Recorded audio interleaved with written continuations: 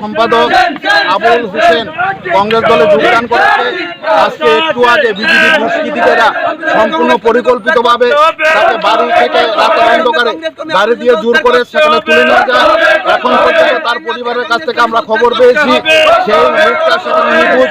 আমরা প্রশাসনের কাছে দাবি করছি অবিলম্বে আবুল হোসেনকে সেখানে উদ্ধার করা হোক এবং যে সমস্ত দুষ্কৃতিকারীরা জোর করে তাকে বাড়ি থেকে তুলে নিয়ে গেছে তাদেরকে গ্রেপ্তার করে কঠোর শাস্তির সেখানে ব্যবস্থা করা হোক।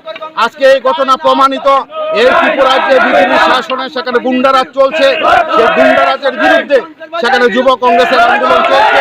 এখন আমরা রাস্তা অবরোধ করছি, পুলিশ প্রশাসন লোক আসলে সেখানে নিশ্চয়ই কথা বলবো। পুলিশ প্রশাসন যতক্ষণ পর্যন্ত আমরা ইনশিওর না করবে, তাকে উদ্ধার যতক্ষণ না করবে